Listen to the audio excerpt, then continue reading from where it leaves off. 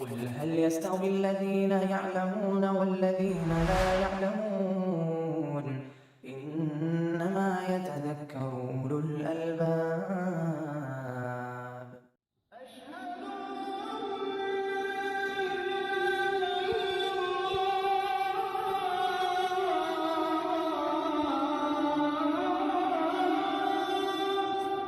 الحمد لله والصلاة والسلام على رسول الله وعلى آله وأصحابه ومن اهتدى بهداه أما بعد فعن أبي بردة بن أبي موسى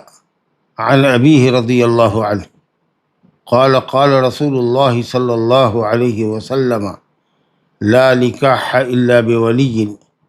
رواه أحمد والأربعة وصححه ابن المديني والترمذي وابن حبان وأعل بالإرسال. وعن عائشة رضي الله عنها قالت قال رسول الله صلى الله عليه وسلم أيما امرأة نكحت بغير إذن وليها فنكاحها باطل فإن دخل بها فلها المهر بما استحل من فرجها فإن اشتجروا فالسلطان ولي من لا ولي له. أخرجه الأربعة إلا النسائي وصححه ابو عوانة وابن حبان والحاکم. یہ دو حدیث ہیں، ایک تو ابو موسیٰ اشعری رضی اللہ عنہ سے منقول ہے اور دوسری عائشہ رضی اللہ عنہا سے مروی ہے. یہ دونوں حدیث ہیں جو ابو موسیٰ سے مروی ہے اور حضرت عائشہ سے مروی ہے. یہ دونوں نکاح کی صحت کے لیے ولی کو شرط ثابت کرتی ہے. نکاح کی صحت کے لیے ولی کی اجازت شرط ہے. ولایت کی شرطیت پر یہ دونوں حدیثیں دلالت کرتی ہیں. ابو بردہ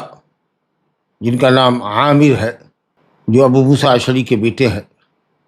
ابو موسیٰ اشعری عبداللہ بن قیس، ابو بردہ بن ابی موسیٰ یعنی عامر بن عبداللہ بن قیس اپنے والد ابو موسیٰ اشعری عبداللہ بن قیس سے روایت کرتے ہیں. انہوں نے کہا کہ رسول اللہ صلی اللہ علیہ وسلم نے فرمایا لا نکاح الا بولی، نکاح بغیر ولی کے نہیں ہوتا،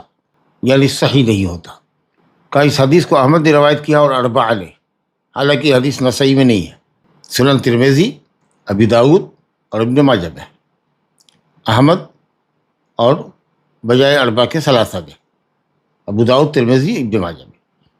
اور ابن المدینی نے، علی ابن المدینی امام بخاری کے استاد، علل حدیث کے بڑے ماہر، اور ترمذی نے اور ابن حبان نے اس حدیث کو صحیح کہا ہے. حافظ ابن حجر کا ریمارک ہے، ریمارک مجہول کے صیغے کے ساتھ ہے، وَأُعِلَّ بِالْإِرْسَالِ، اور اس حدیث کو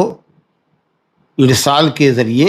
معلول قرار دیا گیا ہے، یعنی اس کو مرسل قرار دیا گیا ہے. اور مرسل حدیث ضعیف کے حکم میں ہوتی ہے، لیکن اس کو مجہول کے صیغے کے ساتھ بیان کیا. انہوں نے یہ نہیں کہا کہ ھذا مرسل یا وہو مرسل. اس کا مطلب یہ ہے کہ یہ حدیث متصل، مرفوع، موصول اور مرسل دونوں طریقے سے منقول ہے. یعنی اگر مرسل کا ہے تو ابو بردہ جو عامر ہے ابو موسیٰ اشعری کے بیٹے، وہ ڈائریکٹ نبی صلی اللہ علیہ وسلم سے بیان کریں گے تو حدیث مرسل ہو جائے گی. اور ابو بردہ اگر اپنے والد ابو موسیٰ سے بیان کریں گے اور وہ نبی صلی اللہ علیہ وسلم سے بیان کریں گے تو حدیث متصل ہو جائے گی. صحیح کیا ہے؟ تو صحیح یہ ہے کہ حدیث متصل ہے. وصل میں اور ارسال میں اختلاف تو ہے اس حدیث کے سلسلے میں، لیکن صحیح یہ کہ متصل ہے. کیونکہ جن لوگوں نے اس حدیث کو متصل بیان کیا ہے ابو بردہ کے حوالے سے، اور ابو بردہ نے اپنے والد سے بیان کیا ہے، ان کی تعداد زیادہ ہے. مثلا 4 تو ترمذی ہی میں ہے روایت، شریک بن عبداللہ نے، ابو عوانہ نے، یونس بن ابی اسحاق نے، اسرائیل بن یونس نے، ان چاروں نے یہ روایت متصلاً بیان کی ہے. ابو بردہ عن ابی موسیٰ.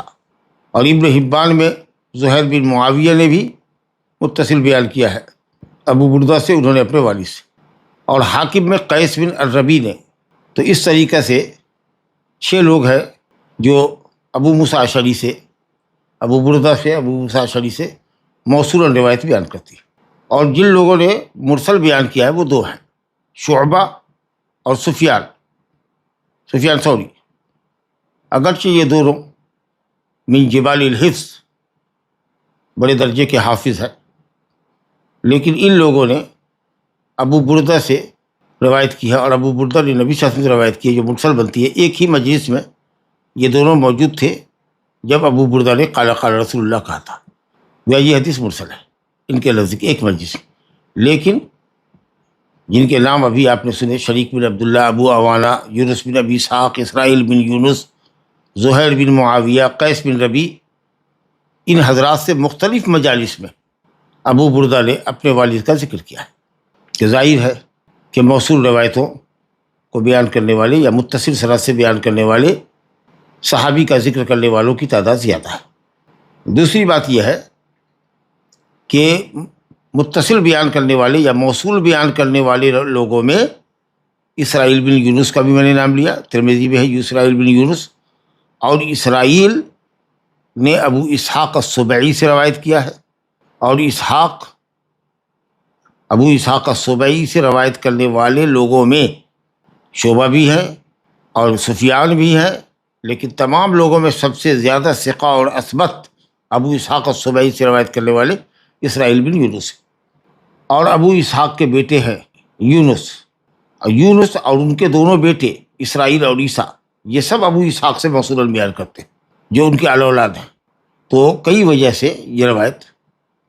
متصل ہو جاتی ہے۔ پھر ہم ایک مرتبہ آپ کو دہرا دیں کہ شعبہ نے اور سفیان نے اس حدیث کو بیان کیا ہے ابو اسحاق سے مرسل، کہ ابو بردہ تک سند لائے ہیں اور ابو بردہ نے کہا قال قال رسول اللہ، جو کہ تابعی، جبکہ اس روایت کو متصل بیان کرنے والے، موصولاً بیان کرنے والے، ابو موسیٰ کے نام کے ساتھ بیان کرنے والے حضرات کی تعداد زیادہ ہے۔ شریک بن عبداللہ ہے، ابو عوانہ ہے، یونس بن اسحاق ہے، اسرائیل بن یونس ہے۔ یہ چار روات ہیں ابو اسحاق سبعی سے روایت کرنے والے ترمذی میں، زہیر بن معاویہ ہے ابن حبان میں، اور قیس بن ربیع ہے حاکم میں۔ اور ماشاء اللہ سب ثقات ہیں، بلکہ اس میں اسرائیل بن یونس جو ہے وہ اسحاق سبعی سے روایت کرنے والے روات میں سب سے ثقہ ہے۔ دوسری بات یہ ہے کہ شعبہ نے اور سفیان نے ایک مجلس میں روایت سنی ہے، جبکہ ابو اسحاق سبعی نے مختلف مجالس میں روایت بیان کی ہے۔ تو ابو بردہ کے حوالے سے اور ابو بردہ نے اپنے والد کے حوالے سے حدیث بیان کی ہے موصولاً۔ اور تیسری بات یہ ہے کہ ابو اسحاق کے بیٹے ہیں یونس، اور یونس کے دو بیٹے ہیں اسرائیل اور عیسیٰ، یہ سب روایت کرتے ہیں موصولاً۔ تو ابو اسحاق سے روایت کرنے والے ان کے بیٹے یونس، اور یونس سے روایت کرنے والے ان کے دو بیٹے اسرائیل اور عیسیٰ، جو کہ ابو اسحاق سبعی کی پوتے ہیں، وہ سب موصولاً بیان کر رہے ہیں۔ تو ابو اسحاق سے روایت کرنے والے بیٹے اور پوتے اس روایت کی حقیقت کو زیادہ سمجھیں گے دوسروں کے مقابلے میں۔ تو یہ کل بات اس بات پر داد کرتی ہے، تمام باتوں سے ثابت ہوا کہ حدیث کا موصول ہونا صحیح ہے۔ دوسرے یہ کہ جن لوگوں نے ابو موسیٰ اشعری کا نام لیا ہے، ذکر کیا ہے، وہ 6 لوگوں کا نام آیا، 6 یا 7 لوگوں سے روایت ہے، یہ سب ثقہ ہے، اور زیادت الثقۃ مقبولہ۔ اگر ثقہ نے ابو موسیٰ اشعری کا نام ذکر کیا ہے ابو بردہ کے بعد، اور اس طریقے سے حدیث موصول ہو گئی ہے، مرفوع متصل ہو گئی ہے، تو ظاہر ہے کہ زیادت الثقۃ مقبولہ کا قاعدہ ہے، اور اسرائیل جو ہے ماشاءاللہ جو روایت بیان کرنے والے ہیں وہ ثقہ ہے۔ پھر یہ ہے کہ ائمہ محدثین کی ایک بڑی جماعت، جسے کبار محدثین ہیں، جیسے امام بخاری رحمۃ اللہ علیہ ہے، اور ان کے استاد علی بن مدینی ہیں، اللہ اکبر، اور اسی طریقے سے امام دارقطنی ہیں، اور اسی طریقے سے محمد بن یحییٰ الزہلی ہے، بڑے پائے کے محدثین ہیں۔ ان سب لوگوں نے موصول روایت کو صحیح کہا ہے۔ تو یہ سب وجوہات ہے حدیث موصول کی ترجیح کے سلسلے میں۔ دوسرے یہ کہ اس معنی اور مفہوم کی روایت، اس کی شواہد اور اس کی تائید میں کئی روایتیں آئی ہے، ان میں سے ایک شواہد یہاں حضرت عائشہ صدیقہ رضی اللہ عنہ کے حوالے سے بھی انہوں نے ذکر کیا ہے، جو کہ ابھی اسی باب میں ہے، اور ایک روایت ابو ہریرہ کی ہے جو آگے آ رہی ہے کہ عورت کسی ایک عورت کی شادی نہیں کرا سکتی، نہ عورت ولیہ نہیں بن سکتی، اور نہ ہی عورت اپنی شادی آپ کرا سکتی ہے، بلکہ یہ کہا گیا کہ جو اپنی شادی آپ کراتی ہے بغیر ولی کی اجازت کے، وہ زانیہ ہے۔ اب اس حدیث میں کہ اس ٹکڑے میں اختلاف ہے کہ یہ مرفوع ہے کہ موقوف ہے۔ ابو ہریرہ رضی اللہ عنہ کا لوگوں نے کہا کہ زیادہ صحیح ہے کہ موقوف ہے، قول ہے۔ بہرحال تو یہ سب حدیثیں داد کرتی ہیں کہ ولی نکاح میں شرط ہے۔ اب دیکھیے تو ترجمہ ہم نے پڑھا ابو ہریرہ کی، ابو بردہ والی روایت کا ابو بردہ ابو موسیٰ سے روایت کرتے ہیں جی، یونس بن ابی اسحاق، اور اسی طریقے سے اسرائیل بن یونس نے ابو اسحاق سبعی سے روایت کیا، ابو اسحاق سبعی نے ابو بردہ سے روایت کیا، ابو بردہ نے ابو موسیٰ اشعری سے روایت کیا، ابو موسیٰ اشعری نے نبی صلی اللہ علیہ وسلم سے روایت کیا، روایت متصل موصول ہو گئی۔ لا نکاح الا بولی، لہٰذا جو ارسال کا جو شوشہ نکالا گیا اور یہ کہا گیا کہ صاحب شعبہ نے اور حجاج نے سفیان نے اس کو مرسل بیان کیا ہے، تو ٹھیک ہے، انہوں نے مرسل بیان کیا ہوگا۔ ابو اسحاق سبعی نے کبھی ابو بردہ تک سند لائی ہوگی اور ابو بردہ سے ڈائریکٹ نبی صلی اللہ علیہ وسلم کا قول نقل کر لیا ہوگا، لیکن ان کے مقابلے میں ابو بردہ کے ساتھ ابو موسیٰ کا ذکر کرنے والے ابو اسحاق سبعی کے کئی شاگردوں نے یا کئی ان سے روایت کرنے والوں نے حدیث کو موصولاً بیان کیا۔ ابو بردہ عن ابی موسیٰ قال قال رسول اللہ صلی اللہ علیہ وسلم، حدیث لا نکاح الا بولی، بات واضح ہو گئی۔ دوسری حدیث حضرت عائشہ رضی اللہ عنہ سے کہتی ہیں کہ رسول اللہ صلی اللہ علیہ وسلم نے فرمایا ایما امرأۃ، کوئی بھی عورت، جون سی بھی عورت ہو، باکرہ ہو، سیبہ ہو، نکحت بغیر اذن ولیہا، اپنا نکاح آپ کر لیا، اپنی ولایت آپ کر لی، بغیر اپنے ولی کی اجازت سے اپنی شادی کر لی، فنکاحہا باطل، بعض طرق میں اس کے آیا ہے فنکاحہا باطل باطل باطل، تکرار ہے 3 مرتبہ تاکید کے لیے۔ فإن دخل بہا، بغیر ولی کی اجازت کے نکاح باطل ہے، اور اس باطل نکاح کے ذریعے بھی اگر مرد نے عورت سے مجامعت کر لی ہے، وطی کر لی ہے، تو اس کو مہر دینا پڑے گا۔ فلہ المہر بما استحل من فرجہا، اس وجہ سے کہ اس کے فرج کو حلال کیا۔ تو اس کا مطلب یہ ہوا کہ جب نکاح باطل میں مجامعت کے بعد مہر دینا ہے تو نکاح صحیح میں مجامعت کے بعد تو بدرجہ اولا نکاح مہر دینا ہے۔ اس کے بعد جملہ ہے عائشہ کی روایت میں فَإِنِ اشْتَجَرُوا، اگر اولیاء میں اختلاف ہو، کوئی چاہتا ہے یہاں شادی کرے، کوئی چاہتا ہے یہاں شادی کرے، یا اولیاء میں اختلاف ہے، 2 بھائی ہیں، ایک کہتا ہے شادی کر دیں گے، دوسرا کہتا ہے شادی نہیں کریں گے، ابھی جلدی کیا ہے، اور یہ عام طریقے سے ہوتا ہے آج کل کے زمانے میں، ابھی عمر ہی کیا ہوئی ہے، 28 سال کی ہو گئی، 30 سال کی ہو گئی، ابھی جلدی کیا ہے، ابھی اور پڑھنے دو، تھوڑا سا MBBS کر لیا ہے تو MD کر لے، MS کر لے، پھر MS کر لیا تو جاب لگ جانے دو، لا الہ الا اللہ، اور جاب لگ گئی تو ایسا 2-4 سال کمانے دو اس کو۔ اگر اس طرح کا معاملہ ہے تو ایسی صورت میں اگر عدالت تک معاملہ جاتا ہے اور قاضی کے سامنے اولیاء کی یا ولیوں کی نااہلی ثابت ہوتی ہے اور ان کو ان کی ولایت سلب کر لی جاتی ہے، تو ایسی صورت میں اسلامی شریعت کا جو حاکم ہے، اور حاکم کا نائب نام ہے قاضی جو عدالت میں بیٹھا ہوا ہے، وہ ولی ہوگا اس کا۔ فَإِنِ اشْتَجَرُوا فَإِن تَخَاصَمُوا، اگر اولیاء جھگڑے، فالسلطان ولی من لا ولی لہ، تو سلطان ولی ہے اس کا جس کا کوئی ولی نہیں، یعنی ان لوگوں کی ولایت سلب کر لی گئی تو گویا کہ عورت اس طرح ہو گئی جیسے کہ اس کے پاس ولی ہی نہ، یا کوئی عورت ہے اس کا کوئی اسبہ ہے ہی نہیں مذکر، نہ باپ ہے، نہ دادا ہے، نہ بھائی ہے، نہ بھتیجا ہے، نہ چچا ہے، نہ چچا کا بیٹا ہے، کوئی بھی نہیں ہے، تو اس کا ولی کون ہوگا؟ سلطان ہوگا، ملک ہوگا، یا اس کا نائب جو قاضی ہے وہ ہوگا۔ چلیے صاحب کہتے ہیں حدیث کو 4 نے نکالا سوائے نسائی کے، تو اس کا مطلب یہ ہے کہ 3 نے نکالا، ترمذی نے، ابو داؤد نے، ابن ماجہ نے، اور ابو عوانہ نے اس کو صحیح کہا، ابن حبان نے صحیح کہا، حاکم نے صحیح کہا۔ اب اس حدیث پر تھوڑا سا کلام دیکھیے، اس حدیث کے اوپر کلام یہ ہے کہ صاحب حضرت عائشہ کی یہ جو روایت ہے، اس کے اندر ابن جریج نے سلیمان بن موسیٰ سے روایت کیا ہے، اور سلیمان بن موسیٰ نے زہری سے روایت کیا ہے، اور زہری نے عائشہ سے مرفوعاً بیان کیا ہے۔ کہتے ہیں ترمذی کہ یہ حدیث ہمارے نزدیک حسن ہے، حدیث ہمارے یہاں حسن ہے، اور حاکم نے کہا کہ شیخین کی شرط پڑھے، لیکن یہ بات صحیح نہیں، کیونکہ اس کی سند میں جو سلیمان بن موسیٰ ہے وہ بخاری کا راوی نہیں، مسلم نے مقدمہ مسلم میں ایک حدیث سے ذکر کی، بڑے فقیہ آدمی تھے، ثقہ تو ہے لیکن بہرحال اعلیٰ ثقاہت کے درجے پر نہیں ہے، حفظ میں کمزوری ہے۔ وہ کہتے ہیں کہ موت سے تھوڑا پہلے ان کا حافظہ خراب ہو گیا تھا، لیکن بہرحال یہ زہری سے حدیث بیان کرنے میں حافظ ابن حجر نے علامہ امام یحییٰ بن معین سے نقل کیا ہے کہ زہری سے نقل کرنے میں سلیمان بن موسیٰ ثقہ ہے، تو یہ حدیث جو ہے الحمدللہ حسن درجے کی۔ اس پر حنفیہ میں امام طحاوی نے کلام یہ کیا ہے کہ سلیمان بن موسیٰ نے زہری سے روایت کیا ہے، حالانکہ جب زہری سے پوچھا گیا، ابن جریج کہتے ہیں جو سلیمان سے راوی ہے کہ میں نے جب ایک مرتبہ زہری سے ملاقات کی اور پوچھا کہ ایسی ایسی روایت آپ کے حوالے سے سلیمان بن موسیٰ بیان کرتے ہیں، کیا یہ حدیث ہے؟ کہا کہ نہیں، میں نہیں جانتا۔ یہ جو نسیان کا معاملہ کیا ہے، یہ اس کی راوی کون ہے؟ اسماعیل بن علیہ القاضی، یہ خود ضعیف آدمی ہے۔ لہذا سلیمان بن موسیٰ کی طرف یہ کہنا یا ابن جریج کی طرف یہ نسبت کرنا کہ صاحب زہری بھول گئے اس حدیث کو، یہ بات صحیح نہیں ہے، کیونکہ اس بات کو نقل کون کر رہا ہے؟ اسماعیل بن علیہ قاضی جو ضعیف۔ دوسرے یہ ہے کہ اگر مان لیجئے کہ زہری بھول بھی گئے، تو اگر شیخ بھول جائے اور اس کا تلمیذ کنفرم ہو اس حدیث کو کہ میں نے شیخ سے ہی سنا ہے، تو الحمدللہ صحیح قول یہ ہے محدثین کا کہ وہ روایت حجت ہوگی، کیونکہ ہو سکتا ہے کہ نسیان ہو گیا ہو۔ النسیان لم یعصم منہ انسان، کہاوت ہے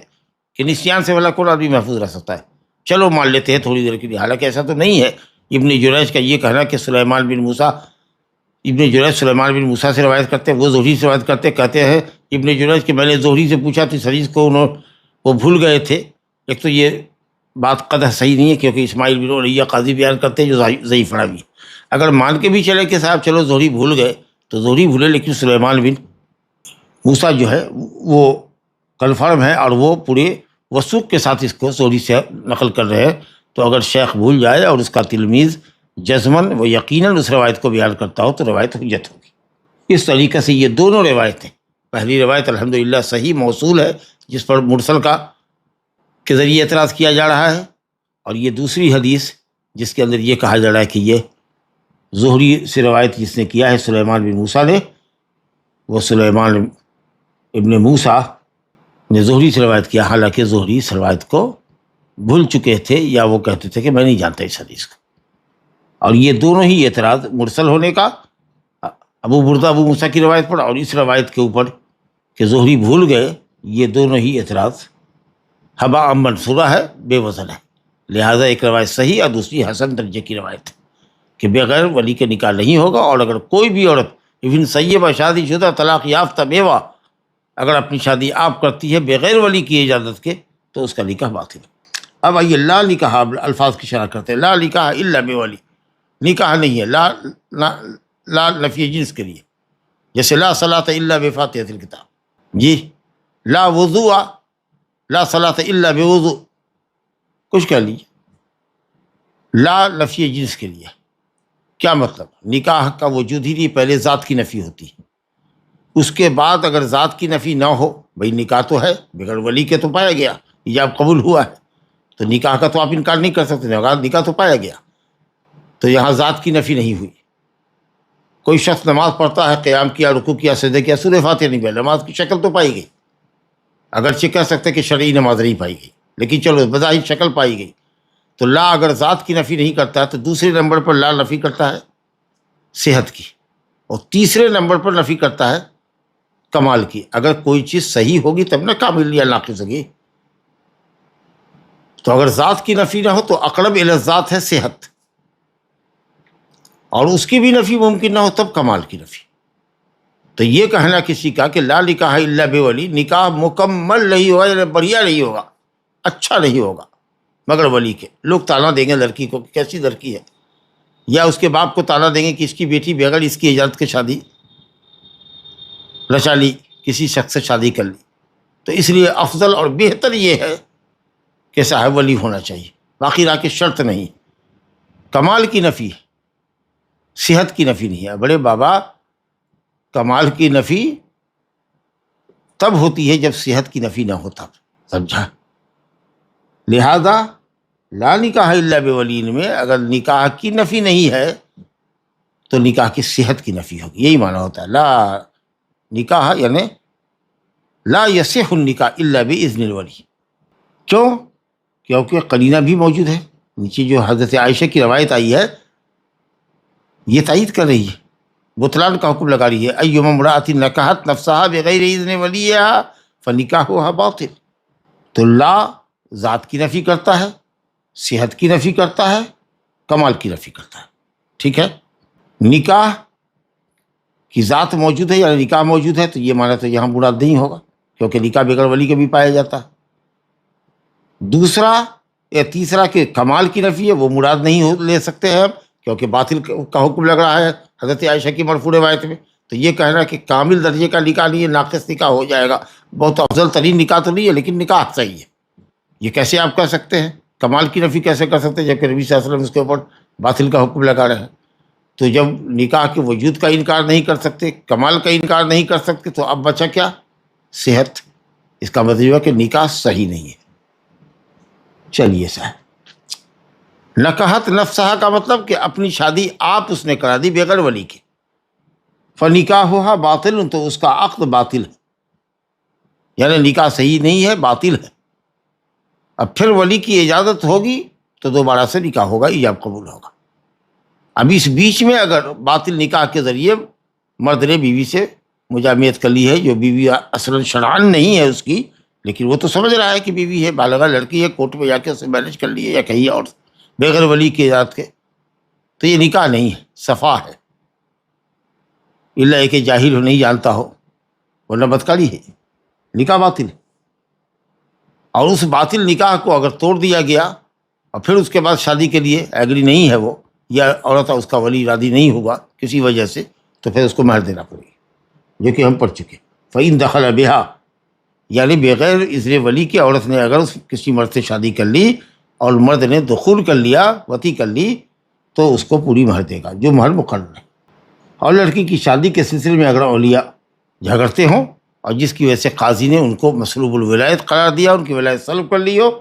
تو سلطان مالک یا والی یا اس کا نائب مناب اس کی شادی کرائے گا. تو بہرحال اب خلاصہ کے طور پر یہ سمجھے کہ نکاح بغیر ولی کے صحیح نہیں ہو سکتا، کیونکہ اصل یہ ہے کہ لا ذات کی نفی کرتا ہے، اگر وجود کی نفی اور ذات کی نفی نہ ہو تو دوسرے مرحلے میں وہ صحت کی نفی کرتا ہے. لہذا کمال کی نفی کا معنی مراد نہیں لیا جا سکتا. اور ولی کون ہوتا ہے؟ وہی جو اسبہ مذکر ہے، باپ سب سے بڑا مضبوط ہے. اور باپ اگر نہیں ہے تو دادا ولی ہے، اور دادا نہیں ہے تو پھر بھائی سگا سوتیلا، اخ شقیق اخل اب وہ بھی نہیں ہے تو اس کا اخ شقیق کا بیٹا، سگے بھائی کا بیٹا، اخل اب کا بیٹا، وہ دونوں نہیں ہیں تو ام شقیق، اس کے بعد ام لعب، پھر ابن ام شقیق، ابن ام لعب. یہ اس طریقے سے جو مذکر اسبہ ولی ہیں وہ سب ولی ہوتے ہیں. لا الہ الا اللہ. بہرحال جمہور امت، جمہور سلف و خلف،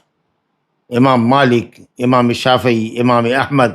اور جملہ محدثین اسی بات کے قائل ہے کہ بغیر ولی کی اجازت کے نکاح صحیح نہیں ہوگا. تو یہ حدیث لا نکاح الا بولی، یا ایما امرأۃ نکحت نفسها بغیر اذن ولیہا فنکاحها باطل. اور قرآن مجید کے اندر شادی کے سلسلے میں اولیاء کو خطاب کیا گیا ہے. ولا تنکحوا المشرکین ولا تنکحوا المشرکات ولا تنکحوا المشرکات ولا تنکحوا المشرکین، شادی مت کراؤ مشرکین سے. وَإِذَا طَلَّقْتُمُ النِّسَاءَ فَبَلَغْنَ أَجَلَهُنَّ فَلَا تَعْضُلُوهُنَّ أَن يَنكِحْنَ أَزْوَاجَهُنَّ إِذَا تَرَاضَوْا بَيْنَهُم بِالْمَعْرُوفِ. کہتے ہیں کہ اگر عورتوں کو طلاق دے دو، وہ عدت گزار لے، اب لوٹانی نہیں گئی، اب اگر لوٹانا ہے طلاق رجعی دیا ہے، پہلی یا دوسری طلاق، اور عدت میں نہیں لوٹایا، تو عدت کے بعد اگر لوٹاتا ہے تو نکاح جدید کے ذریعے لوٹے گا. اب مرد لوٹانے کو تیار ہے اور وہ مطلقہ بیوی بھی اس کی طرف جانے کو تیار ہے، لیکن ولی حالی چھوڑا ہے کہ نہیں، اسے جب طلاق دے دیا اور عدت میں نہیں لوٹایا تو اب اس میں میری غیرت کا سوال ہے، میں اب وہاں جانے نہیں دوں گا، تو کہیں اور شادی کرو، میں تیار ہوں، کہیں اور رشتہ دیکھتا ہوں، لیکن پہلے شوہر کے یہاں نہیں جانا ہے. جب اس نے تمہاری قدر نہیں کی اور طلاق دے دیا اور عدت میں نہیں لوٹایا تو اب اس کے پاس نہیں جانا. اس طریقہ سے کچھ لوگوں نے، معقل بن یسار کے تعلق سے آتا ہے کہ ان کی بہن کو طلاق پڑ گئی تھی اور ان کے بہنوئی چاہتے تھے عدت کے بعد نکاح جدید کے ذریعے لوٹانا، تو اس میں یہ حارج ہوئے، تو قرآن میں اتر گیا کہ فلا تعضلوہن، اولیاء کو خطاب ہے، فلا تعضلوا، مت روکو، عزل مت کرو، روکو مت ہن، عورتوں کو، کہ وہ اپنے شوہروں سے دوبارہ شادی کر لیں. یہ خطاب کس کو ہے؟ اولیاء کو، یعنی شادی کراؤ. اب کہیے گا کہ ان ینکحنا، وہ نکاح کرے تو نکاح کا ایک مضبوط سیدھا پلر عورت ہے جیسے کہ ایک سیدھا پلر مرد ہے، اور اسی طریقے سے ولی ہے، یہ تینوں کی باہمی رضامندی سے شادی ہوگی نا۔ تو ہم یہ کہاں کہتے ہیں کہ عورت کی رضامندی نہیں ہوگی، بلکہ جب اس سے مشورہ کرو، جب تک کہ وہ صراحت سے سیبہ اجازت نہیں دیتی ہے قول کے ذریعے، اس وقت تک اس کی شادی نہیں کرا سکتے۔ اسی طریقے سے باقرہ بالغہ کے تعلق سے بھی مسئلہ ہم پڑھیں گے کہ اس پر اس سے اجازت لینے کا ذکر ہے۔ اب وہ چاہے اجازت قول سے دے کے چپ رہے، خاموش رہے، کیونکہ ویسے بھی باقرہ با حیا زادہ ہوتی ہے، شادی کے معاملے میں زیادہ شرماتی ہے، تو اگر وہ خاموش رہتی ہے، مگر ایسی خاموشی نہیں ہے جو انکار کے مترادف ہو، قرائن سے یہ سمجھ میں نہیں آتا کہ وہ انکار کر رہی ہے، تو اذنھا سماعتھا، اس کی خاموشی کو ہی اجازت مانا جائے گا۔ زور زبردستی کہاں ہے؟ اگرچہ بعض فقہا کہتے ہیں کہ باقرہ بالغہ پر اس کا ولی اجبار کر سکتا ہے، لیکن صحیح قول یہ نہیں ہے۔ تو بہرحال لڑکی کی اجازت بھی چاہیے، اس کی رضامندی بھی چاہیے، جو شادی کر رہا ہے اس کی بھی رضامندی چاہیے، اور ولی کی رضامندی چاہیے، اذن چاہیے اس کی۔ تو اس لیے یہ کہنا جو جیسا کہ حناف استدلال کرتے ہیں کہ نکاح کی نسبت قرآن نے کیا ہے عورت کی طرف، فَإِن طَلَّقَهَا فَلَا تَحِلُّ لَهُ مِن بَعْدُ، اگر تیسری آخری فائنل طلاق دیا فلا تحل لہ، تو مرد کے لیے اس کی وہ بیوی مطلقہ ثلاثہ حرام ہو جائے گی، حتیٰ تنکح زوجا غیرہ، یہاں تک کہ وہ عورت دوسرے سے نکاح کرے۔ تو کہتے ہیں کہ اس میں کہاں ہے کوئی نکاح کرے کا مطلب ہے کہ اس کی اجازت ہوگی، دوسرے مرد سے نکاح کرنے کے لیے بغیر اس کی اجازت کے نکاح نہیں ہوگا، لیکن اس سے یہ کہا لازم ہوتا ہے کہ ولی شرط نہیں ہے۔ تو یہ جو دوسرا قول ہے کہ ولی شرط نہیں ہے، لیکن ہاں مستحب ہے کہ ولی رکھا جائے، اور ولی ہو، اس میں عزت آبرو ہے، یہ امام ابو حنیفہ اور علماء کی ایک جماعت کا قول ہے، اور انہوں نے اسی طریقہ کے نص سے دلیل پکڑا ہے جس میں نکاح کی اضافت عورتوں کی طرف کی گئی ہے، جی، جیسے حتیٰ تنکح زوجا غیرہ یا ان ینکحن ازواجہن، لیکن خطاب تو لا تعضلوہن، مردوں کو ہے، ان کے اولیاء کو ہے۔ اور پھر ان لوگوں نے عدم اشتراط پر کہ ولی شرط نہیں ہے قیاس کیا ہے بے پر، کہ جیسے ایک عاقلہ بالغہ لڑکی اپنا مال خرچ کر سکتی ہے، بے و شراء کر سکتی ہے، اپنے ولی سے اجازت کی حاجت مند نہیں ہے، تو اسی طریقے سے وہ اپنے نفس میں تصرف کریے۔ سبحان اللہ، کیا عورت ہے، اس کا نفس اور اس کی عزت مال و متاع کی طریقے سے ہے، سامان کے طریقے سے کہ وہ خرید اور بیچ سکتی ہے، اس میں اگر دھوکہ کھا جائے تو کوئی حرج نہیں، معمولی سی بات ہے، لیکن عزت کے معاملے میں جی شادی کرنے میں دھوکہ کھا جائے، اور ویسے بھی لڑکیاں جلد دھوکہ کھا جاتی ہیں، چکنی چپڑی باتوں میں جلد آ جاتی ہیں، کثیر الاقترار ہے، بہت جلدی دھوکہ کھاتی ہے، اور بہت جلدی مردوں سے امپریسڈ ہو جاتی ہیں۔ تو ایسی صورت میں شریعت کی حکمت یہ ہے کہ صاحب ولی مرد ہو جو معاملے کو دیکھے، غور کرے، اور نکاح کے تمام پہلوؤں پر لڑکا دیندار ہے کہ نہیں ہے، اور وہ اس کو رکھ سکے گا کہ اس کا بیک گراؤنڈ کیا ہے، اس کا پورا دراسہ کر کے وہ منتخب کرے گا، اور کہے گا کہ پھر بیٹی سے اجازت لے گا، اور اس کو اس طریقہ سے اجازت لے گا کہ پوری طرح سے پورا بایو ڈاٹا اس کے سامنے رکھے، کون ہے، کس کا بیٹا ہے، کہاں کا رہنے والا ہے، کیا کرتا ہے، جی، تاکہ لڑکی اپنی رغبت یا عدم رغبت کا اظہار کر سکے۔ تو نکاح کو بے پر قیاس کرنا، لڑکی کے بالغہ باقرہ اور رشیدہ عاقلہ عورت لین دین کرتی ہے، دکان سے سودا لیتی ہے، بیچتی ہے، اس کے اوپر اپنے نفس کو اور مرد کے چننے کو اور شادی بیاہ کے مسئلے کو قیاس کرنا، یہ قیاس مع الفارق ہے، صحیح نہیں ہے، دوسرے کے نص کے بھی خلاف ہے، لا قیاس مع النص۔ چلیے صاحب، تو ایک مسئلہ یہ ہوا۔ اب رہا کہ عورت بغیر ولی کے نکاح اس کا کب ہو سکتا ہے؟ کہتے ہیں کہ جب عورت کے پاس کوئی ولی قرابت مند نہ ہو، کوئی نہ ہو، تو ظاہر ہے کہ جب ولی شرعی نہیں ہے تو شادی ہو جائے گی۔ اب کیسے ہوگی؟ ہم نے سمجھ لیا، یا اولیاء کو معزول کر دیا گیا، ان کو لائق نہیں سمجھا گیا، یا وہ غلط جگہ پہ شادی کر رہے ہیں، اور لڑکی نے عدالت میں مقدمہ دائر کیا، اور قاضی نے سمجھا کہ واقعی جو وہ ولایت کر رہا ہے وہ حق ولایت ادا نہیں کر رہا ہے، بہت غلط جگہ لڑکی کی شادی کر رہا ہے، انتہائی فاسق و فاجر آدمی سے شادی کر رہا ہے، تو ظاہر ہے کہ اگر اس کی ولایت سلب کی جائے گی تو بغیر ولی کے نکاح ہوگا، جی۔ یا اسی طریقے سے صاحب غیر اسلامی ملک میں جہاں کوئی قاضی نہیں ہے جو لا اینڈ آرڈر والا قاضی ہو، اگر اس طرح کا نہیں ہے تب کیا ہوگا؟ تو ظاہر ہے کہ بغیر ولی کی شادی ہوگی۔ لیکن اگر اسلامی عدالت موجود ہے تو ہر صورت میں قاضی اس کا ولی ہوگا، جس کا کوئی ولی نہ ہو، یا جو مسلوب الولایت ہو، جس کے ولی کی ولایت سلب کر لی گئی ہو، تو ایسی صورت میں قاضی ولی ہوگا، جی، ولایت منتقل ہو جائے گی قاضی کی طرف۔ لیکن جیسے کہ غیر اسلامی ملکوں کے اندر کسی عورت کے پاس کوئی ولی نہیں ہے، یا کبھی کبھی ایسی صورت ہوتا ہے کہ صاحب ریورٹ عورتیں ہوتی ہیں جو اسلام میں آتی ہیں اور ان کے ماں باپ ابھی دوسرے مذہب پر ہیں، جن کی ولایت نہیں سکتی، جن کے باپ بھائی کی ولایت اسلام قبول نہیں کرتا ہے، تو پھر ان کا ولی کون ہوگا؟ تو یا تو بغیر ولی کے نکاح کیجیے، لیکن بہتر یہ ہے کہ کوئی اسلامی سوسائٹی اگر ہو یا کوئی تنظیم ہو تو اس تنظیم کا سربراہ اس کا ولی بن جائے، ولی کا قائم مقام بن جائے، اور وہ بھی اگر نہیں ہے تو کسی عادل ثقہ مسلمان کو، دیندار کو عورت اپنا معاملہ سونپے اور وہ ذمہ داری لے کر کے ولی کے قائم مقام ہو کر کے شادی کرا دے۔ وباللہ التوفیق۔ آگے روایت دیکھیے، اجازت لینے کا مسئلہ کہ ولی تو شرط ہے نکاح کے لیے، لیکن نکاح کی صحت کے لیے یہ بھی ضروری ہے کہ لڑکی پر اجبار نہ ہو، ولی کی طرف سے زور زبردستی شادی نہیں کرنی چاہیے۔ اب اس مسئلے میں فقہاء کا اختلاف ہے، وہ پہلے ہم حدیث پڑھ لیتے ہیں پھر مسائل بیان کریں گے۔ وعن ابی ہریرہ رضی اللہ عنہ ان رسول اللہ صلی اللہ علیہ وسلم قال لا تنکح الایم حتی تستأمر ولا تنکح البکر حتی تستأذن قالوا یا رسول اللہ وکیف اذنها قال ان تسکت متفق علیہ۔ وعن ابن عباس رضی اللہ عنہما ان النبی صلی اللہ علیہ وسلم قال الثیب احق بنفسها من ولیها والبکر تستأمر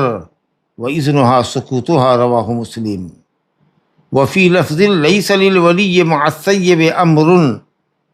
والیتیمۃ تستأمر رواہ ابو داؤد والنسائی وصححہ ابن حبان۔ ابو ہریرہ رضی اللہ عنہ سے روایت ہے، کہتے کہ رسول اللہ نے فرمایا ایّم کی شادی نہیں کرائی جا سکتی جب تک کہ اس سے مشورہ نہ لے لیا جائے، اس کے اپنے معاملے میں امر طلب نہ کر لیا جائے، اس کا اذن صریح نہ معلوم کر لیا جائے، اور اس کے لیے نطق ضروری ہے کہ وہ زبان سے کہے گی کہ جی مجھے منظور ہے۔ ابا نے کہا کہ میں نے تمہاری شادی فلاں جگہ طے کر دی ہے، فلاں جگہ لڑکا ایسا ایسا ہے، اس نے کہا الحمدللہ مجھے منظور ہے، یہ صراحت کرنی پڑے گی اس کو۔ تستعمر کیونکہ وہ تجربہ کار ہے، شادی شدہ ہو چکی۔ الایّم سے مراد وہ عورت جو شوہر کے پاس سے ہو کر کے گھر بیٹھی ہوئی ہے، یا تو شوہر نے طلاق دے دیا ہے یا شوہر کی وفات ہو گئی ہے، مراد یہاں پر وہی ہے، کیونکہ اس کے مقابلے میں البکر آیا ہے، باقرہ بالغہ جو سیبہ نہیں ہے، تو ایّم سے مراد یہاں پر سیب شادی شدہ، یا تو طلاق یافتہ ہو یا بیوہ ہو۔ ویسے ایّم مطلق اس کو کہتے ہیں جو بغیر جوڑے کو ہو، چاہے باقرہ ہو کہ سیبہ، اگر بغیر شوہر کے تو بھی ایّم ہے۔ مرد شادی شدہ ہو کر کے ہے، بیوی نہیں ہے یا بیوی ہے، بیوی نہیں ہے یا کنواڑا ہے، بالغ کنواڑا ہے، وہ سب ایّم ہے۔ جیسا قرآن نے کہا وَأَنكِحُوا الْأَيَامَ مِنكُمْ، ایامہ کی شادی کرو، یعنی جن کے پاس جوڑا نہیں ہے، بیوی نہیں ہے مرد کی، اس کی شادی کرو۔ جس عورت کے پاس جوڑا نہیں ہے، شوہر نہیں ہے، اس کی شادی کرو۔ اس میں سب داخل ہے، لا الہ الا اللہ۔ وَأَنكِحُوا الْأَيَامَ مِنكُمْ، تو وہاں پر ایامہ جو ہے، ایمہ یہ عزوبت کے معنی میں، جو سنگل ہو، عورت ہے وہ بھی سنگل ہے، چاہے وہ باقرہ ہو کہ سیبہ۔ اور اسی طریقے سے مرد، چاہے وہ شادی شدہ ہو، بیوی مر گئی ہو یا طلاق دیا ہو یا کہ کنواڑا ہو، سب اس کے اندر داخل ہے کہ جو بھی تم میں کے ایسے ہیں، مرد ہو یا عورت، جس کے پاس جوڑا نہیں ہے، مرد کے پاس بیوی نہیں، بیوی کے پاس شوہر نہیں، تو اللہ کہتا ہے شادی کراؤ۔ والصالحین من عبادکم و امائکم، اور جو نیک غلام اور لونڈیاں ہیں ان کی بھی شادی کراؤ۔ ان یکونوا فقراء یغنہم اللہ من فضلہ، جن کی شادی نہیں ان کی شادی کراؤ، شادی کی برکت سے اللہ ان کو مالدار کر دے گا۔ تو یہ ہے یہاں پر ایّم کا معنی مطلق، مرد ہو یا عورت جس کے پاس جوڑا نہیں ہے۔ لیکن یہاں جو مراد ہے الایّم احق الایّم حتی تستعمر، لا تنکح الایّم حتی تستعمر، ایّم کی شادی نہ کرائی جائے جب تک کہ اس سے رائے مشورہ باقاعدہ نہ لیا جائے اور وہ صراحت سے قول سے اپنی رضامندی کو ظاہر نہ کر دے۔ تو یہاں پر ایّم سے مراد سیب ہے، وہ عورت جو شادی شدہ ہے اور شوہر نہیں ہے اس کے پاس، یا تو طلاق دے چکا ہے یا انتقال کر چکا ہے۔ وَلَا تُنْكَحُ الْبِكْرُ حَتَّى تُسْتَأْذَنَ، اور اسی طریقے سے فرمایا کہ باقرہ کی شادی نہ کرائی جائے، کنواری بالغ لڑکی کی شادی نہ کرائی جائے، حَتَّى تُسْتَأْذَنَ، یہ بالغہ کی قید اسی لیے لگایا کہ اجازت طلب کرنا، اجازت کس سے آپ طلب کریں گے؟ جو بالغہ ہوگی، جو سمجھے گی کہ شادی کیا ہوتی ہے، مرد کیسے ہوتے ہیں، شادی کے فوائد کیا ہیں. جو چھوٹی بچی ہے 5 سال کی، 7 سال کی، 8 سال کی صغیرہ ہے، وہ شادی کو تو جانتی نہیں. اس سے مشورہ لینا، اس سے اجازت لینا کہ تمہاری شادی کرا دیں، فلاں جگہ کر رہے ہیں، تمہاری کیا رائے ہے، وہ کیا سمجھے گی. تو اس لیے چھوٹی صغیرہ مراد نہیں ہے، بکر سے مراد بالغہ رشیدہ عاقلہ جو شادی کو سمجھتی ہو. تو ایسی لڑکی کی بھی شادی نہ کرائی جائے حتیٰ تستاذن، جب تک کہ اس سے اجازت نہ لی جائے. لوگوں نے کہا یا رسول اللہ باکڑے سے کیسے اجازت لی جائے گی؟ کہا کہ تم اس کے سامنے رشتہ پیش کرو کہ فلاں جگہ ہم نے رشتہ دیکھا ہے تمہارا، ایسا ایسا ہے، پوری تفصیل بتاؤ. اگر وہ چپ رہتی ہے تو اس کی خاموشی رضامندی ہے، مسکرا دیتی ہے تو خاموشی ہے، یا غم کے آنسو بہاتی ہے لیکن چیختی چلاتی نہیں ہے جس سے پتہ لگے کہ ناپسند کرتی ہے. یہ سب اس کی حیا کی وجہ سے. ورنہ آج کل تو اتنا معاملہ آگے بڑھ چکا ہے کہ لڑکیاں صراحت کے ساتھ کہتی ہے کہاں کرنا ہے، نہیں کرنا ہے، کس طرح کا شوہر چاہیے نہیں چاہیے، وہ سب کلیئر کر کے بولتی ہے. اب وہ سب مسئلہ نہیں ہے کہ صاحب والد پوچھ رہے ہیں اور بھائی پوچھ رہے ہیں اور والدہ دریافت کر رہی ہیں تو شادی کے معاملے میں وہ اپنا اوپینین دے کہ ہم کو ایسا اور ویسا اور ویسا چاہیے. تو مسئلہ اب تو آپ جانتے ہیں، ہم سے زیادہ سمجھ سکتے ہیں. تو بہرحال اگر اس طرح کی بات ہے تو وہ صراحت کے ساتھ کہہ دے کہ ہاں اس کو منظور ہے کہ نہیں ہے. لیکن بہرحال اس کے مقابلے میں سیبہ بالکل کلیئر واضح کرے گی کیونکہ وہ تجربہ کار ہے. تو آپ نے کہا تھا کہ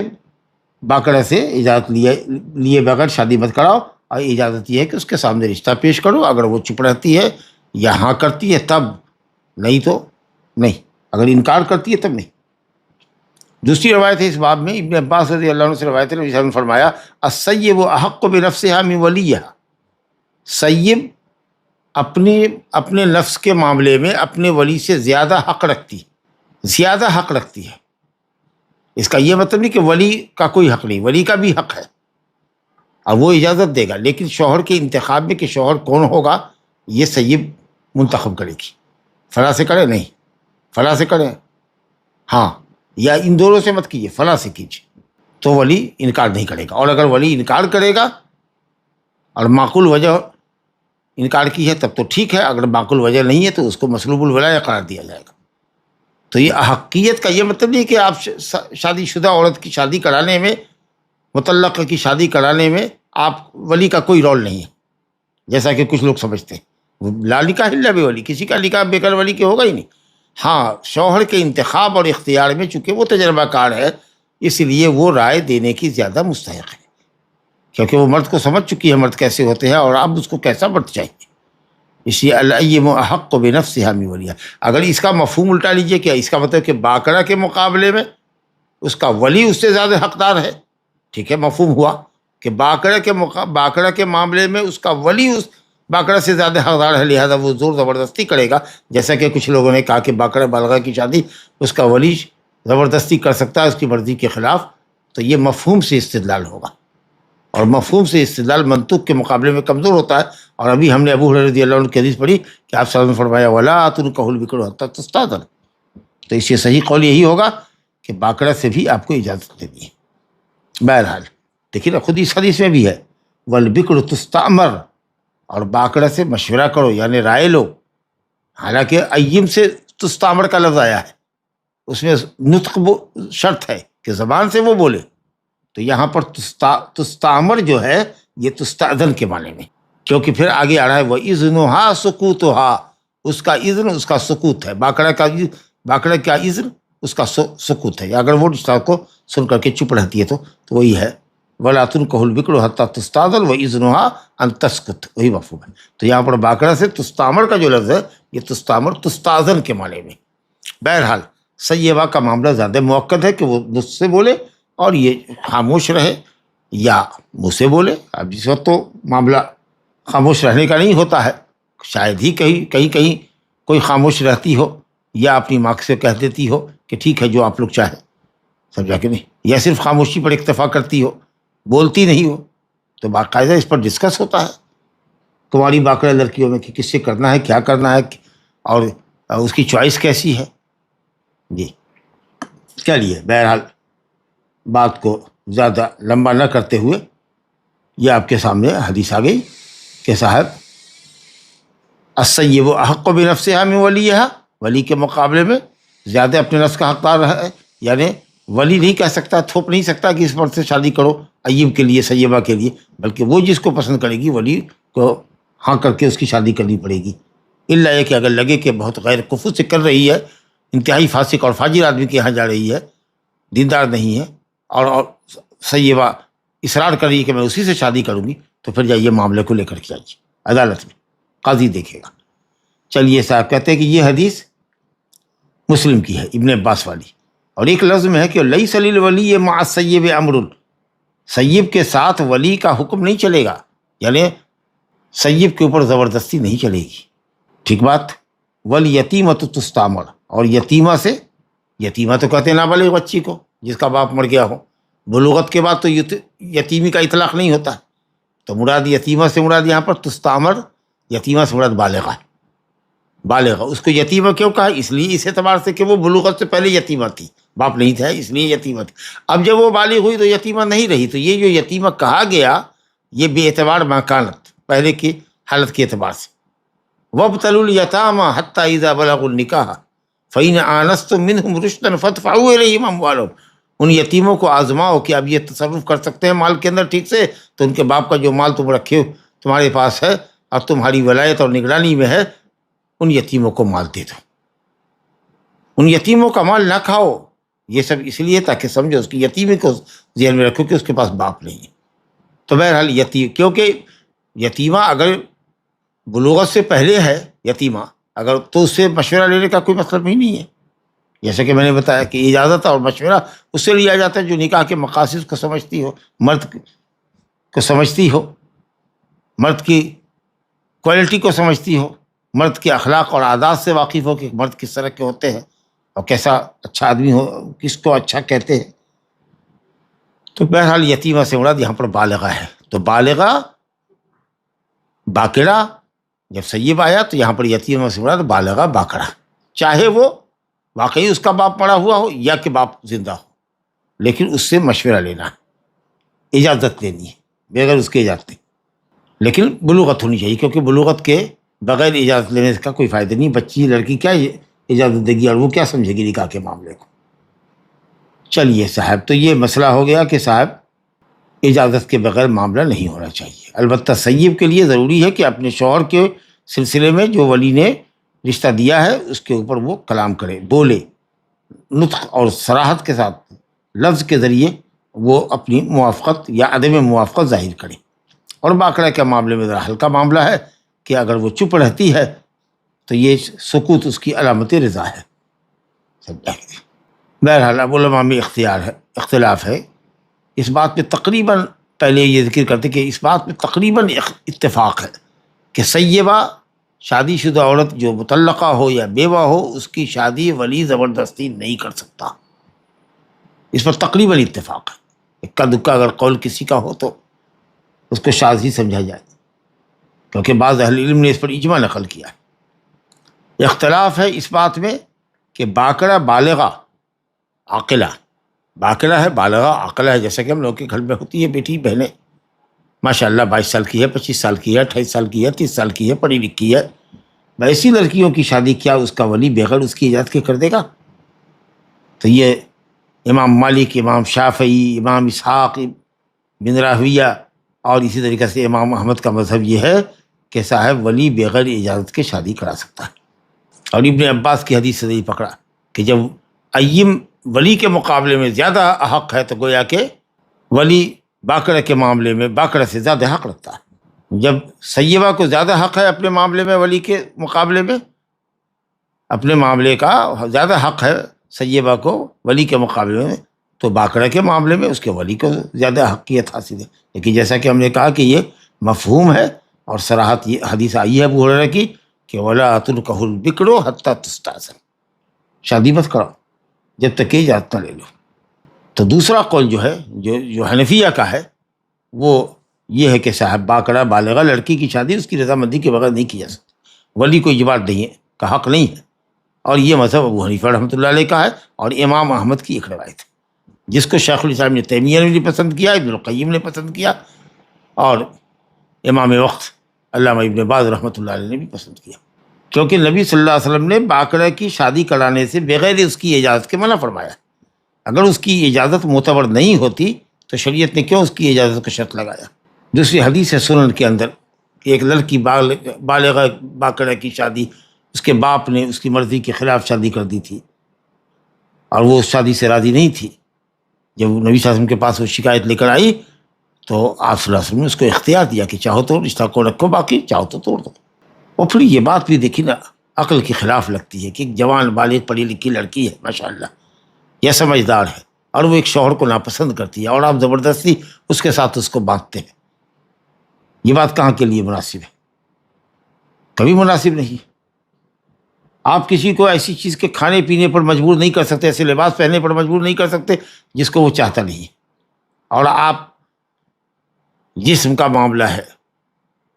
عزت اور آبرو کے سونپنے کا مسئلہ ہے، جی ہم بستری کا معاملہ ہے، اور وہ لڑکی اس مرد کو نہیں چاہتی ہے، پسند نہیں کر رہی ہے، اور آپ زبردستی کر رہے ہیں، تو کبھی وہ اس کے ساتھ خوش رہے گی یا اپنے شوہر کو خوش رکھ سکے گی؟ ہو سکتا ہے کہ وہ اس کے گھر سے بھاگ نکلے، تو ولی کی تو اور بھی خاندان کی، ولی کی اور خاندان کی ناک کٹ جائے گی۔ ہاں اگر دیکھیے کہ وہ بالکل غیر کفو سے بیاہ کر رہی ہے، بھٹک رہی ہے، غلط راستے پہ جا رہی ہے، ایسے لوگوں سے شادی کر رہی ہے جن سے کہ مسلمان کو شادی کرنا حرام ہے، تو اس لڑکی کی کالستانی کے تعلق سے آپ عدالت میں جائیے، اور قاضی وہاں دیکھے گا، یا اس کو سمجھانے کی ہر ممکن، اگر غیر اسلامی عدالت ہے تب تو ایسی صورت میں ممکن ہے کہ لڑکی کے حق میں ڈگری ہو جائے، تو سماج کے ذریعے، عورتوں کے ذریعے، مردوں کے ذریعے، دوستوں کے ذریعے، لڑکی کی سہیلیوں کے ذریعے ان کو سمجھایا جائے کہ یہ رشتہ صحیح نہیں ہے، یہ غلط کر رہی ہے۔ بہرحال اجبار اور زبردستی نہیں ہے، یہی قول راجح ہے۔ لہذا سیب پر زبردستی نہیں اور باقرہ پر زبردستی، یہ بات صحیح نہیں ہے۔ اگرچہ جمہور کہتے ہیں کہ باقرہ بالغہ پر اس کا ولی اجبار کر سکتا ہے، بغیر اس کی مرضی کی شادی کر سکتا ہے، لیکن یہ بات صحیح نہیں ہے۔ لا الہ الا اللہ۔ بہرحال نکاح میں ولی شرط ہے، لیکن شرطیت کا یہ مطلب نہیں ہے کہ وہ زور زبردستی کرے۔ سیبہ پر تو کر ہی نہیں سکتا، تقریباً اس پر اجماع ہے، لیکن باقاعدہ بالغہ پر بھی اجبار نہیں کر سکتا ہے۔ رضامندی کے ساتھ، باہمی رضامندی کے ساتھ شادی ہونی چاہیے۔ واللہ تعالی اعلم۔ چلیے صاحب، ایک وہ حدیث جو ابو ہریرہ رضی اللہ عنہ کی ولایت کے ہی سلسلے میں تھی، اس کو یہاں لے کر کے آگے ہیں امام سے۔ ابن حجر رحمۃ اللہ علیہ کہتے ہیں عن ابی ہریرہ رضی اللہ عنہ قال قال رسول اللہ صلی اللہ علیہ وسلم لا تزوج المرأة المرأة ولا تزوج المرأة نفسها رواہ ابن ماجہ والدارقطنی والرجال ثقات۔ ابو ہریرہ رضی اللہ عنہ سے روایت ہے، کہتے ہیں کہ رسول اللہ نے فرمایا عورت کی شادی نہیں کرا سکتی، یعنی ماں بیٹی کی ولی نہیں ہو سکتی، جی ماں ولی نہیں ہو سکتی، نانی خالہ ولی نہیں ہو سکتی، ولی مرد ہی ہوگا جو اسبہ ہے، اور نہیں ہوگا تو پھر سلطان ولی ہوگا، نہیں ہوگا تو کہ جماعت تنظیم کا سربراہ ذمہ دار ہوگا، یا کوئی ممبر ذمہ دار ہوگا، یا کوئی عادل ثقہ متدین مسلمان ولایت کرے گا۔ اور اسی طریقے سے وَلَا تُزَوِّجُ الْمَرْأَةُ نَفْسَهَا، عورت اپنی شادی آپ نہیں کرا سکتی۔ یہی مسئلہ ہوا کہ بغیر ولی کی اجازت کے شادی نہیں کرا سکتی۔ اس کے اندر ایک راوی ہے اس حدیث کے اندر، جمیل بن حسن العتکی، اس کے اندر اہل علم نے کلام کیا ہے، مگر البانی نے کہا کہ سند کے رجال قابل استدلال۔ مکمل حدیث آگے یہ ہے، اس جملے پر کلام ہے کہ یہ ابو ہریرہ رضی اللہ عنہ کا جملہ ہے، کہتے ہیں فَإِنَّ الزَّانِيَةَ هِيَ الَّتِي تُزَوِّجُ نَفْسَهَا، جو لڑکی بغیر ولی کی اجازت کی شادی اپنے آپ کر لیتی ہے وہ زانیہ ہے۔ لا حول ولا قوة الا باللہ۔ کہتے ہیں کہ یہ ابو ہریرہ رضی اللہ عنہ کا قول ہے، جیسا کہ دارقطنی اور بیہقی نے نقل کیا کہ ابو ہریرہ رضی اللہ عنہ کہتے ہیں، ہشام کہتے ہیں کہ ابو ہریرہ رضی اللہ عنہ نے کہا كُنَّا نَعُدُّ الَّتِي تَنْكِحُ نَفْسَهَا وَهِيَ الزَّانِيَةُ، ہم لوگ اس عورت کو جو اپنی شادی آپ کرتی ہے، اب خود اپنی شادی کر لیتی ہے بغیر ولی کی اجازت کے، ہم اس کو زانیہ خیال کرتے تھے۔ تو یہ جو آخری کا کلمہ ہے یہ موقوف ہے۔ بہرحال عورت اپنی ولایت نہیں کر سکتی، اور عورت کی شادی نہیں کر سکتی، وہ ولی نہیں بن سکتی۔ ایون اگر ولی اپنی ولایت منتقل کر دے، باپ کہے کہ صاحب میں نے تم کو ولی بنا دیا، بیوی کو کہے تم لڑکا دیکھ لو، تو بھی چونکہ عورت ہی ہے، کثیر الاختراع ہے، دھوکہ کھا جائے گی، وہ مرد کو سمجھ نہیں سکتی ہے، وہ خاندان کو سمجھ نہیں سکتی ہے، جی وہ ظاہر پر جائے گی، تو ناقص العقل ہے۔ دوسرے کہ فیصلہ کرنے میں جلد بازی کرتی ہے، ڈیپلی سوچ نہیں سکتی ہے، اور چکری چپڑی باتوں سے اور بظاہر کھانے پینے سے لین دین سے خوش ہو جاتی ہے۔ تو اس لیے جو رشتے کی چھان پھٹک مرد کر سکتا ہے وہ عورت نہیں۔ تو اگر ولی اپنی ولایت منتقل کر دے اپنی بیوی کی طرف یا کسی عورت کی طرف، یا کہے کہ چلو میری وکالتن میں کر دو تو بھی لڑکا دیکھ لو، تو بھی نہیں چلے گا۔ لا تزوج المرأۃ المرأۃ، عورت کی شادی کرا ہی نہیں سکتی، وہ ولایت کر ہی نہیں سکتی، نہ وہ ولی بن سکتی ہے، نہ وہ ولی کا قائم مقام ہو سکتی ہے، وکیل نہیں ہو سکتی اس کی، اور نہیں عورت اپنی شادی آپ کرا دے گی، جیسا کہ آپ نے سنا۔ یہ سب عورتوں کی حفاظت کے لیے، اس کی کرامت کی حفاظت کے لیے، اس کی عزت و آبرو کی حفاظت کے لیے، کہ غلط آدمی سے اس کی شادی نہ ہو یا غلط آدمی کے ہتھے نہ چڑھ جائے، اس لیے اسلام نے ولی کی شرط لگایا۔ اور ولی کو چاہیے کہ حق ولایت کا صحیح استعمال کرے، اور اپنی لڑکی کے لیے، اپنی بہن کے لیے، اپنی زیر ولایت پرورش پانے والی لڑکی کے لیے مناسب رشتہ دیندار کا، اور اگر اس کے ساتھ مالدار ہو، حسین ہو، برسر روزگار ہو تو اور اچھی بات ہے، ورنہ دینداری کی بنیاد پر شادی کریں۔ اذا جاءکم من ترضون دینہ وخلقہ فزوجوہ، دیندار کا رشتہ آ جائے، باخلاق کا رشتہ آ جائے تو شادی کرا دو۔ ھذا وباللہ التوفیق، وصلی اللہ علی نبینا محمد وعلی آلہ وصحبہ اجمعین۔ اگر لڑکی کے پاس کوئی ولی نہ ہو تو کیا کیا جائے؟ درس میں بتایا جا چکا ہے کہ اگر ولی نہیں ہوگا تو سلطان ولی ہوگا، اسلامی عدالت کا قاضی ولی ہوگا، اور اگر غیر اسلامی ملک کے اندر ہے، امریکہ میں ہے، فرانس میں ہے، انڈیا میں ہے، تو اگرچہ یہ دارالفتاء دارالقضاء سب کھلے ہوئے ہیں، لیکن قاضی سے مراد وہ قاضی ہے جو صاحب اختیار ہو۔ تو ویسا قاضی اگر نہیں ہے تو مولوی مفتی صاحب جو قاضی بنے ہوئے ہیں وہ شرعی قاضی نہیں ہے۔ یہ الگ بات ہے کہ ہم جاتے ہیں، ان سے فتویٰ لیتے ہیں، ان سے مسئلہ لیتے ہیں، اپنے مسائل حل کرتے ہیں، اور کرنا چاہیے دونوں فریق کو، عدالت میں نہیں جانا چاہیے، لیکن بہرحال وہ قاضی جو صاحب اختیار ہو، پولیس ہو اس کے پاس، کہ اگر اس کے فیصلے کو امپلیمنٹ نہیں کیا جاتا ہے تو دھر پکڑ ہو، اس کو جیل کے اندر بند کیا جائے، اس کو مہر دلوایا جائے۔ لیکن یہاں مولوی حضرات، قاضی حضرات فیصلہ کر دیں، اور پھر بھی اس کے بعد مرد چلا جاتا ہے یا لڑکی اس کے خلاف چلی جاتی ہے عدالت کے اندر، اور پھر پوری مثلیں، پوری کارروائی اسی طریقے سے ہوتی ہے جیسے پہلے ہوئی ہے یا اس سے بھی زیادہ لیندی پروسیس ہوتا ہے۔ سال بھر 2 سال کے بعد عدالت سے، گورنمنٹ کے عدالت سے جو فیصلہ آتا ہے وہ روبہ عمل آتا ہے۔ تو جو مولوی صاحب، قاضی صاحب بنے ہوئے ہیں، ان کا فیصلہ تو کوئی مطلب نہیں رکھتا۔ لیکن ہاں، مسلمانوں کو یہ چاہیے کہ آپس میں بیٹھ کر کے اپنے مسائل کو دین کی روشنی میں طے کریں، اور خواہ مخواہ کے لیے غیر اسلامی عدالتوں میں جا کر کے وقت ضائع کرنا، پیسے ضائع کرنا، رشوت دینا، جھوٹ سچ بولنا، اس سے پرہیز کریں۔ بہرحال سوال کے جواب میں یہ ہے کہ اگر اسلامی قاضی ہے تو ٹھیک ہے، اور اگر نہیں ہے تو پھر کسی تنظیم کا سربراہ ہے، سمجھا، جماعت کا کوئی ذمہ دار ہے، وہ ولی بن کر کے اس کی شادی کراتے ہیں۔ کوئی بھی نہیں ہے تو چلو، کوئی بھی نہیں ہے تو کوئی بھی نہیں ہے، ویسے ہی ہو جائے گی انشاءاللہ تعالی۔ لیکن کوئی نہ کوئی تو ہوگا، جیسے میں نے کہا کہ کسی بھی ایک مرد صالح کو وہ ولی بنا لے، اگر ولی اس کے پاس نہیں ہے تو۔ جی، کیا ولی کا نکاح میں شامل رہنا ضروری ہے اگرچہ کہ اس نے اجازت دے دی ہے؟ نہیں، ولی کا نکاح میں شامل ہونا ضروری نہیں، لیکن ولی کی اجازت ہے کہ میں نے اجازت دیا کہ اس لڑکے سے شادی کرو۔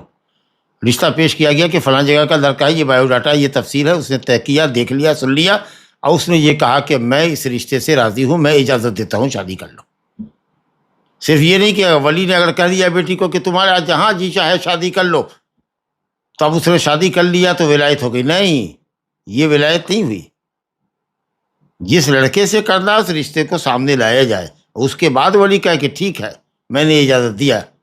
میری اجازت ہے، تو یہ شادی ہوگی۔ تو صرف یہ ہے کہ ابا حضور نے کہہ دیا کہ جہاں کر لو تو ہم کر لیں گے، کہیں بھی، یہ ولایت نہیں ہوگی۔ آپ کو رشتہ سامنے لانا پڑے گا، اور اس پرٹیکولر اس رشتے، اس لڑکے کے تعلق سے ولی کو کہنا پڑے گا کہ میں نے اجازت دی، یا کسی کو وہ کہہ دے کہ بھائی دیکھ لو، اگر یہ رشتہ مناسب ہے تو تم میرے بہاف فیصلہ کر دو، میں نے سارا معاملہ تمہارے سپرد کر دیا۔ تو کسی عقل مند آدمی کو وہ اپنا وکیل اپنا وکیل بناتا ہے تو چلے گا۔ کیا یہ بات صحیح ہے کہ نکاح میں عورت کی دینداری پر زیادہ زور دینا چاہیے بنسبت مرد کے، کیونکہ حدیث میں عورت کی دینداری کے بارے میں بات آئی ہے؟ نہیں، دونوں کے لیے، دونوں فریق کو چاہیے کہ دینداری کو ترجیح دی۔ جہاں مرد کے لیے کہا گیا تریبت یداک فاظفر بذات الدین، تریبت یداک، محنت کرو، مشقت کرو، تلاش ہو کہ دیندار ملے، دیندار سے شادی کرنے کے لیے تم انتہائی حریص رہو، جد و جہد کرو۔ اسی طریقے سے یہ بھی کہا گیا اولیاء کو، اذا جاءکم من ترضون دینہ وخلقہ فزوجوہ، اسے شادی کرا دو، اگر نہیں کرو گے تکن فتنۃ فی الارض وفساد عریض، بڑا فتنہ و فساد پھیلے گا۔ تو لڑکی کو زندگی گزارنا ہے، اور لڑکی لڑکے کے مقابلے میں کمزور ہوتی ہے، اور خاص کر کے آپ دیکھ رہے ہیں کہ لڑکی اگر شادی کے بعد اس کی شادی ناکام رہے تو اس کو دوسرا مرد نہیں ملتا ہے، کیونکہ وہ شادی شدہ کے نام پر یا تو ادھیر عمر کا آدمی شادی کرے گا، یا طلاق جس کے پاس بیوی نہ ہو، یا پھر کبیر السن شادی کرتا ہے، کوئی جوان کنوارا شادی کے لیے راضی نہیں ہوتا ہے، جبکہ مرد دوسری شادی بھی اگر کرتا ہے، پہلی مر گئی ہو یا پہلی کو طلاق دے چکا ہو، تو اگر وہ 45-50 کا بھی ہے تو کوئی لڑکی اس کا مل جاتی ہے۔ تو اس لیے یہ معاملہ زیادہ اہمیت رکھتا ہے، لڑکی والے کو چاہیے کہ وہ زیادہ اپنی بیٹی یا بہن اپنی زیر ولایت لڑکی کے لیے دیندار رشتے کا انتخاب کرے۔ اگر لا علمی میں جہیز لے لیا تھا کسی نے اور بعد میں پتہ چلا کہ یہ عمل غلط ہے، تو اب کیا کیا جائے؟ مثلا جہیز میں 2 تولے سونا لے لیا تھا وہ، تو کیا اب اسے سونا ریٹرن کرنا ہے یا سونے کی قیمت کرنی ہے؟ اور اگر قیمت کرنی ہے تو اب کی قیمت کرے یا جب کی قیمت کرے جب لیا تھا؟ جزاک اللہ خیرا۔ جہیز لینے کے تعلق سے یقیناً درست نہیں ہے، الا یہ کہ خود بیٹی والا اپنی مرضی سے اپنی بیٹی کو رخصت کرنے کے وقت دے تو وہ جائز ہے، اگرچہ بچنا چاہیے، منع کرنا چاہیے، کسی کو ضرورت نہیں ہے، لیکن پھر بھی اگر وہ اپنی خوشی سے دیتے ہیں تو انشاءاللہ مباح اور جائز ہے۔ باقی انہوں نے اگر مطالبے سے کچھ لیا ہے اور اس کو لوٹانا چاہتے ہیں تو یہ اچھی بات ہے کہ ہدایت ملی ہے تو اس کو لوٹانا چاہتے ہیں، تو اگر وہ لوگ راضی ہوں کہ نہیں ٹھیک ہے، اگر آپ لوٹانا چاہتے ہیں تو لوٹا سکتے ہیں، تو پھر وہی جو 2 تولہ سونا لیا تھا وہی دینا ہوگا۔ سونے کی شکل میں لیا تھا تو سونے کی شکل میں واپس کرنا ہوگا، سونا ہو تو سونا واپس کر دے، اگر اس کو خرچ کر چکے ہیں تو 2 تولہ سونا خرید کے دے، یا آج کے وقت میں اس کی جو قیمت ہوگی وہ دینی ہوگی، کیونکہ آپ لوٹا رہے ہیں سونا جو ان سے آپ نے لیا تھا، اور وہ سونا ہے تو وہی سونا واپس کر دیجیے، یا پھر سونا خرید کر کے ان کو دے دیجیے، اور اگر سونے کی قیمت وہ لے تو پھر آج کی قیمت دے، یا جو مصالحت ہو کہ نہیں اس کی کوئی ضرورت نہیں ہے، یا اگر آپ دینا ہی چاہتے ہیں تو 2 تولہ سونا تو اس وقت 2.5 لاکھ 3.25 لاکھ کا ہوتا ہے، چلیے آپ ایسے ہی کچھ دے دیجیے، 1 لاکھ 2 لاکھ دے دیجیے، تو اگر سسرے اگر موافقت کر جائے، مصالحت کر جائے تو ٹھیک ہے، اور اگر یہ 2 تولہ سونا لوٹانا چاہتے ہیں کہ ہم نے غلطی سے آپ سے مانگا تھا لیکن ہم لوٹا رہے ہیں، ہو سکتا ہے کہ وہ یہ کہے کہ ٹھیک ہے میں نے آپ کو معاف کیا، چلیے میری طرف سے اس کو ہدیہ سمجھ کے رکھ لیجیے، کوئی حرج نہیں۔ لوٹانا اگر چاہتے ہیں تو لوٹائیں گے تو سونا ہی لوٹائیں گے، یا سونے کی جو آج کی قیمت ہوگی وہ دینی پڑے گی۔ نکاح کے مسئلے میں لڑکی اور اس کے ولی کا اختلاف ہو جائے، مثلا لڑکی کہہ رہی ہے کہ فلاں فلاں شخص کے ساتھ مجھے نکاح کرنا ہے، والد صاحب کہہ رہے ہیں کہ نہیں اس سے میں نہیں کراؤں گا، اور وہ لڑکا مسلمان ہے لیکن گناہ گار ہے، سگریٹ پیتا ہے یا جو بھی جیسا بھی ہے، اور والد صاحب بول رہے ہیں کہ نہیں ہم آپ کے لیے دیندار لڑکا ڈھونڈیں گے، لڑکی بول رہی کہ نہیں مجھے اسی سے شادی کرنا ہے، تو اب اس مسئلے میں کیا کیا جائے؟ بالخصوص اگر غیر مسلمان ملک ہے تو وہاں پر کوئی اسلامی شریعت تو رہے گی نہیں، تو اس میں کیا کیا جائے؟ جزاک اللہ خیرن۔ ولی میں اور مولیت پہ جس کی ولایت کر رہا ہے، ویسے بیٹی باپ اور بیٹی میں اختلاف ہے تو قاضی فیصلہ کرے گا، لیکن آپ کہہ رہے ہیں کہ غیر مسلم ممالک میں ظاہر ہے کہ لڑکی کی چوائس کو ترجیح دی جائے گی کہ وہ آزاد ہے اور اپنا فیصلہ لینے میں انڈیپینڈنٹ ہے، وہ تو یہی کریں گے کیونکہ غیر مسلم عدالتیں ہیں، وہاں یہی فیصلہ جائے گا۔ اسلامی عدالت ہوگی تو وہ اسباب دیکھے گی کہ باپ کیا کہہ رہا ہے، بیٹی کیا کہہ رہی ہے، لڑکا کیسا ہے، اس کی بنیاد پر اگر وہ فاسق و فاجر ہے تو لڑکی کو روکا جائے گا، شادی کرنے سے اس کو منع کر دیا جائے گا، لیکن اب ظاہر ہے کہ غیر اسلامی ملک ہے تو اس میں کیا کر سکتے ہیں، ہم سمجھانے ہی کی کوشش کریں گے، کچھ عورتیں سمجھائیں گی، لیکن جلدی ہار نہ مانے ماں باپ، اس کو تھوڑا روکے، سمجھائے، کچھ لوگوں سے نصیحت کروائے، عالموں سے، اس کی سہیلیوں کو بلا کے کہے کہ دیکھو اس طرح کا آدمی ہے، نشہ خور آدمی ہے، بے نمازی آدمی ہے،